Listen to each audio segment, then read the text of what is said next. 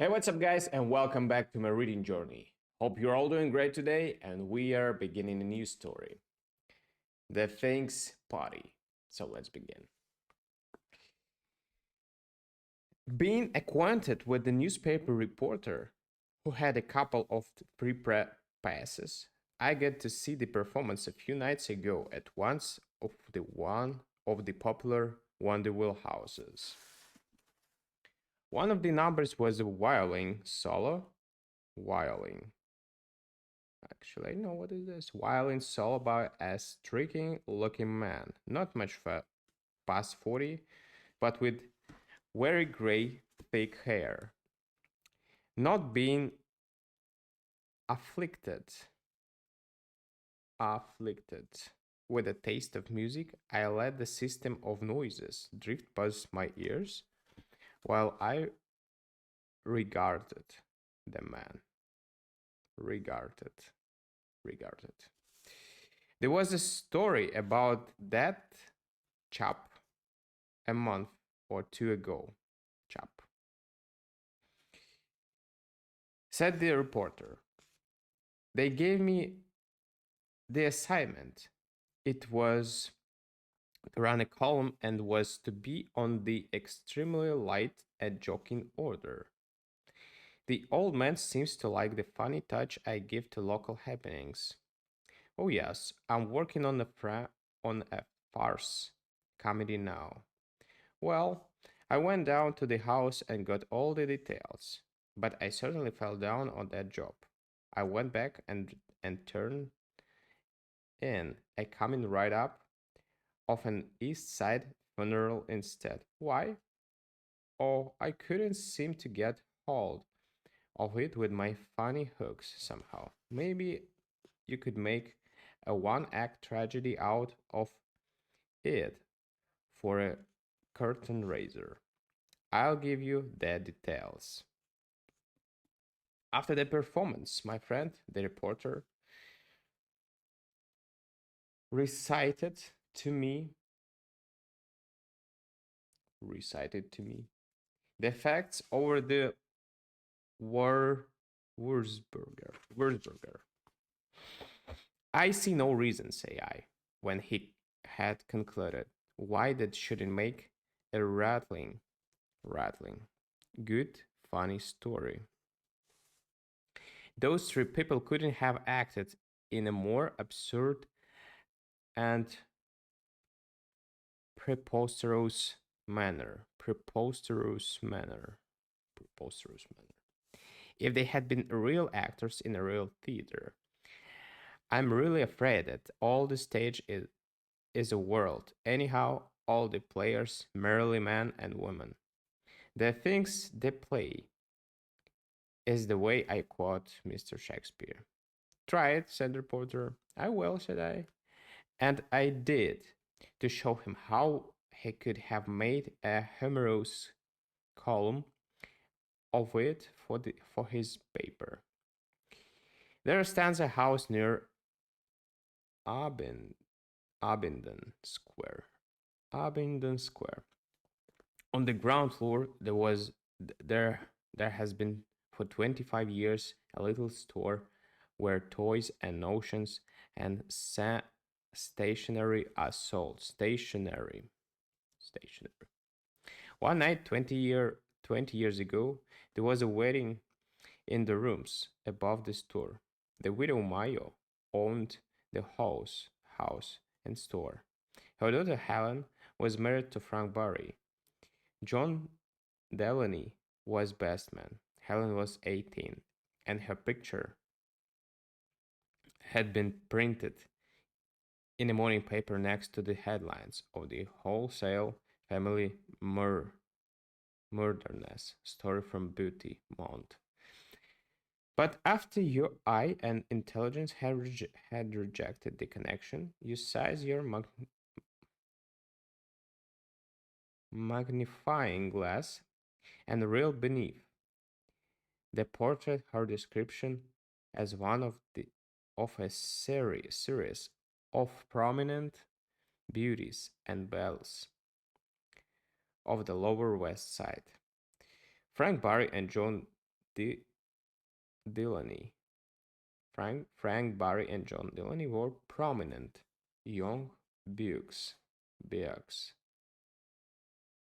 bucks of the same side and bosom friends, whom you expected to turn upon each other every time the curtain went up. One who pays his money for orchestra seats and fiction experts expects this.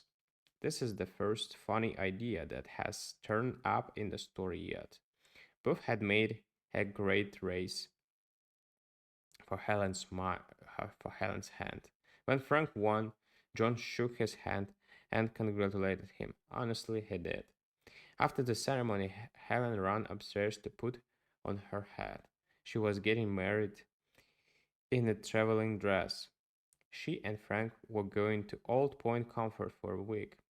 Downstairs, the usual horde of grieving dwellers, cave dwellers, cave dwellers, were waiting with their hands full of all Congress gaiters and paper bags of hominy.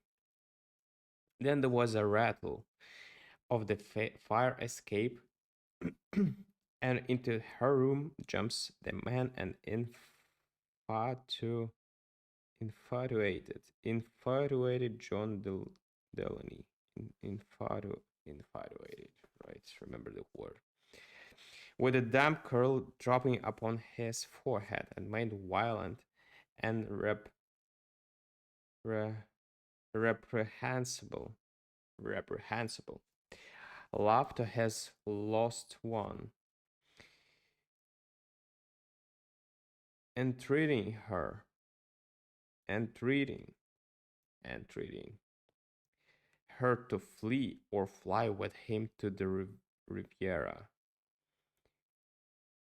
or the Bronx or any old place where there are Italian skis and dolls far niente, dolls far niente. I would have carried Blaney off his feet to see Helen repulse him with blazing and scornful eyes, scornful eyes. She fairly with withered him. She withered, demanding whatever he meant by speaking to respectable people that way. In a few moments, she had him going. The manliness that had possessed him departed. He bowed low, and said something about irresistible impulse, and forever carry in his heart the memory of. And she suggested that he catch the first fire escape going down. I will away, said John Delaney, to the furthermost parts of the earth. I cannot remain near you and know that you are another's. I will to Africa, and there am amid other senses strive.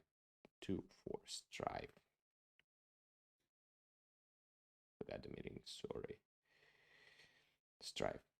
2-4. For goodness sake, get out, said Helen. Somebody might come in. He knelt upon one knee, and she extended him one white hand that he might give it a farewell kiss. Farewell. Girls, was this choice boon of the great little god Cupid ever vouchsafed you? vouchsafed you.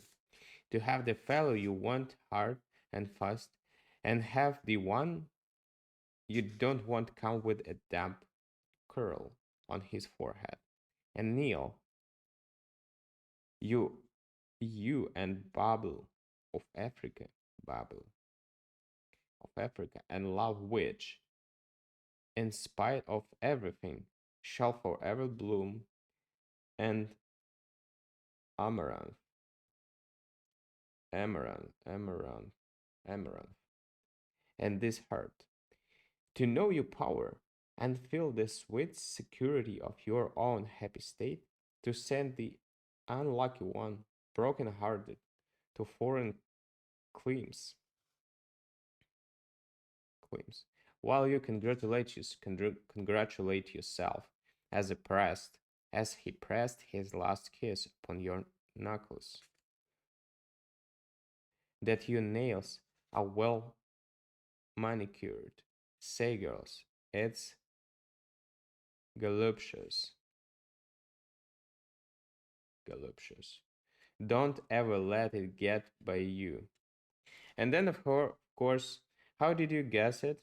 The door opened and stalked the bridegroom,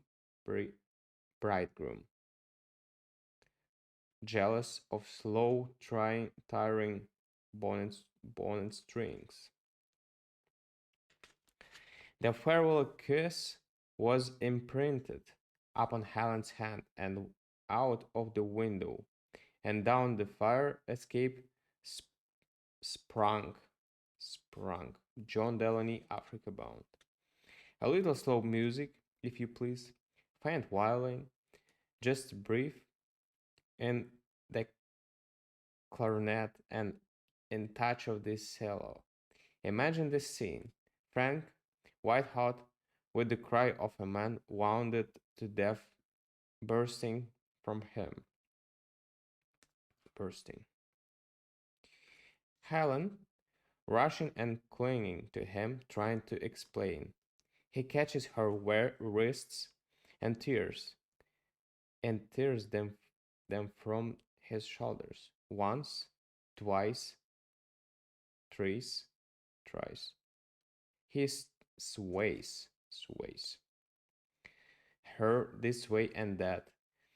The stage manager will show you how. Throws her from him to the floor and huddled, crushed, moaning thing. Never, he cried, will he look upon her face again, and rushes from the house through the staring groups of astonished guests. And now, because it's the thing instead of the play, the audience must stroll out into the real lobby of the world and marry, die, grow gray, rich, poor, have to happy or sad during the intermission of 20 years, which must precede, precede,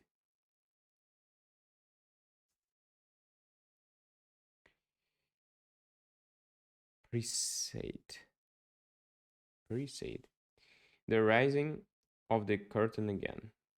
Mrs. Barry inherited the shop and the house.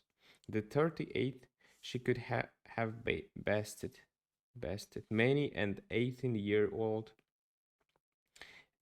at a beauty show on points and general results. Only a few people remembered her wedding comedy, but she made of it no secret. She did not bag it in lavender or mothballs, nor did she sell it to a magazine. One day, a middle aged, money making lawyer who bought his legal cap and ink of her asked her across the counter to marry him. I'm really much obliged to you, said Helen cheerfully, but I married another man 20 years ago. He was more a goose than a man, but I think I love him yet. I have never seen him since about half an hour after the ceremony. Was it copying that you wanted or just writing fluid? The lawyer bowed over the counter with old time grace and left a respectful kiss on the back of her hand. Helen sighed, sighed, sighed. Parting salutes, parting salutes. However, romantic may be overdone. Here she was at 38, beautiful and admired, and all that she seemed to have got from her lovers were reproaches and a dais. A dais. Worse still, in the last one she had lost a customer too. Business languished, business languished.